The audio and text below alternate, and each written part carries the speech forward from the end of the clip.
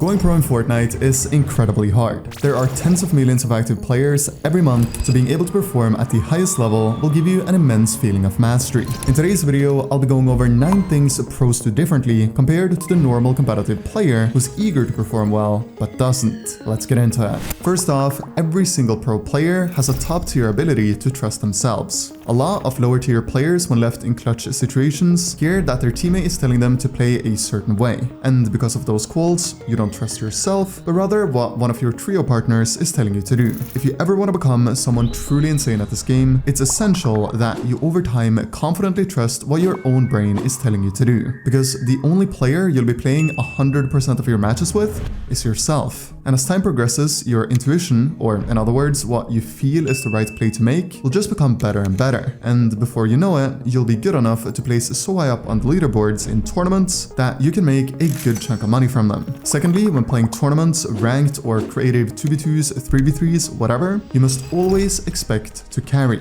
Now, this is something I touched on at the end of my second to last video, but this is seriously something you need to understand if you want to become good. In a trio tournament, if you're playing with 2 players that have, say, 500 PR and you're around the same level, you need to have the mentality that you're going to have to carry hard. If your teammates go down in a fight, you need to genuinely think, even if it's delusional, that you're going to win that 1v3. For those of you who are new to competitive, PR means power rankings and is a point score you're given based on your recent tournament results. Your PR can be seen on FortniteTracker.com under the events tab on your profile. I see a ton of players that think they're better than their PR, their teammates, or whatever. And then when they play trio tournaments, they're not even carrying hard. A lot of the time, players who perform bad think they carry just because they're the last player alive in the trio. But although being able to survive is super important, being the last person alive doesn't always mean your teammates are the ones throwing. In order to become a professional, you need to be comfortable with taking big risks when playing. Big risks can, for example, be getting into boxes when you sense that is a good play, full cranking for high ground in endgames, or running a pre-edit on a stacked team on front side in the moving zones of an endgame when you're scuffed on loot and need a refresh. The essence here is that if you see an objectively good opportunity in a trio fight in a tourney, you take it and go down, you should still be happy you took the opportunity.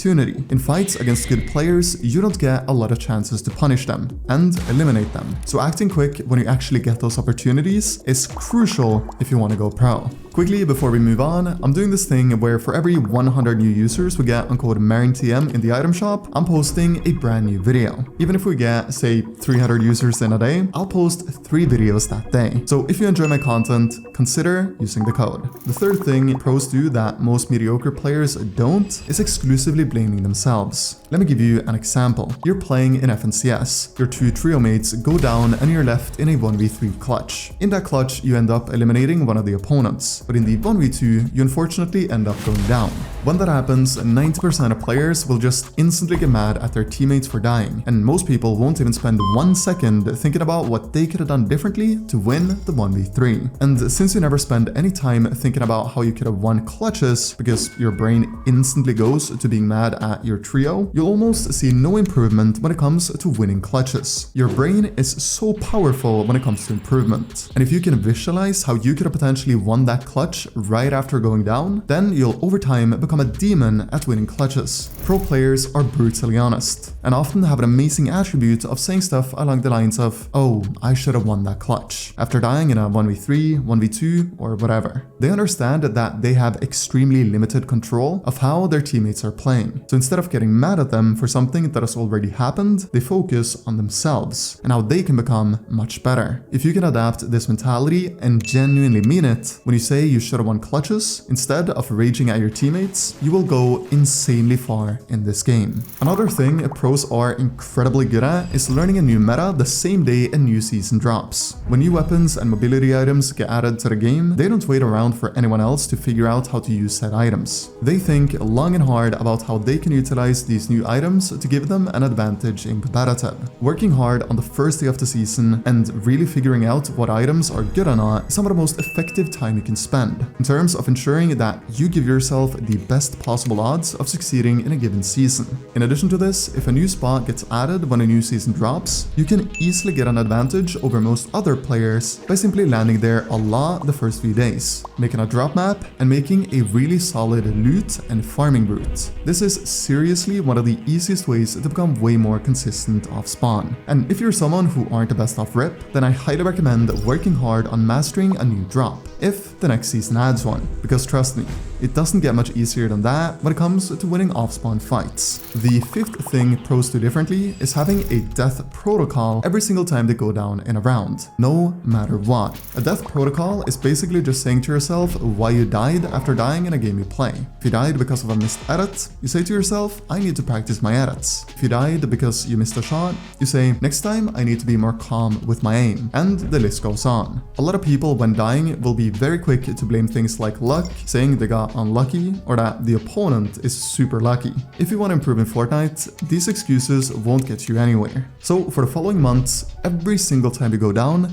instantly think of the reason behind it. Did you fail a build, miss an edit, or straight out whiff your shot? Tell yourself in your mind what went wrong, make a mental note of what you need to do better next time, and you'll see serious improvement. Next up, another thing I see all the time is bad players that don't respect players who place highly in tournaments. They often say words like, oh wow, he placed 10th, but he's not even good. This kind of mentality is crazy if you want to become a professional, especially if you yourself don't even have good achievements. A lot of low-tier players think that just because they can beat their friends, for example in creative, that they are insane. And although creative is an amazing way to practice fighting and mechanics, the only thing that matters is how you perform in tournaments. At the end of the day, it doesn't matter if you beat Peterbot in creative if you're awful when it matters, namely in tournaments. If somebody does better than you in tourneys, they are better players, and how good you are depends exclusively on your tournament results. I also hear people saying that they're better than their PR all the time. But if you've played every event for the past 6 months, you definitely aren't. Being realistic and understanding what skill level you currently have is crucial if you ever want to go pro. Thinking you're better than you actually are will more than likely only hold you back in terms of becoming someone truly outstanding at this game. On a much more practical note, pro players understand queue timing. Queue timing is essentially when you should queue into your games to make the games as easy as possible.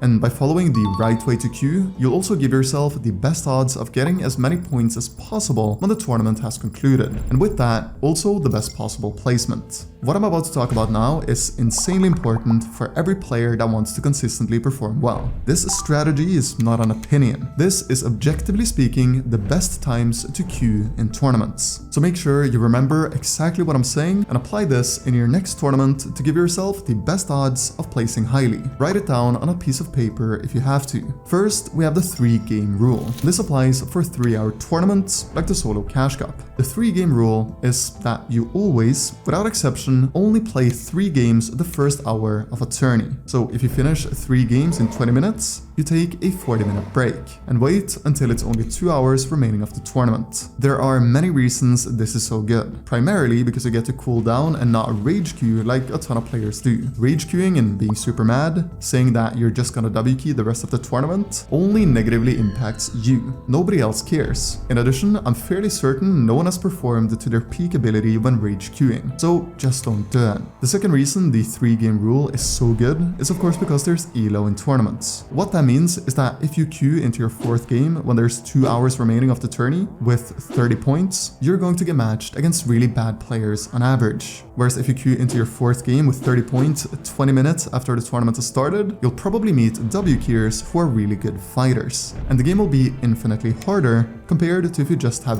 patience and wait. The best time to queue into your last game is when there's 17 minutes remaining of the tournament. A lot of people will look at this as a W key game, and the game will undeniably be more unstacked than if you queue when there's 5 minutes remaining. If you just follow the 3-game rule and queuing into your final game when there's 17 minutes remaining, you've already become way better at queuing. The 8th thing pro players do that low-level players don't is having plans based on what might happen. So in endgames, for example, when the second moving zone on pulse, they know to rotate instantly if they have the opportunity. And with that, I mean that they have enough mats and health to make an insta rotate. They know that they want to take height in second moving, if they're able to get frontside with more than 1000 mats. Or they know to take low on frontside in third moving when it pops, if they haven't had the chance to take height. These are of course all relatively simple examples I'm talking about just to showcase some plans for the video. But although these ones are simple, they're actually good too. Pro players understand that a lot of the same strategies can be applied again and again in different situations, like fights and endgames. Very little of what they do is random. They understand what works and doesn't, whilst low tier players unfortunately don't. Lastly, a truly hidden gem in terms of getting better at FN comp is VOD reviewing a professional. For example, Peterbong. And let's say you want to improve your first moving rotates, since you struggle in that aspect of the game. What you then want to do is go and find a first moving that Peter plays. And before you watch it, you want to pause the video or replay and pretend in your head that you're in the exact same situation Peter is in. I'm talking same mats, weapons, and position.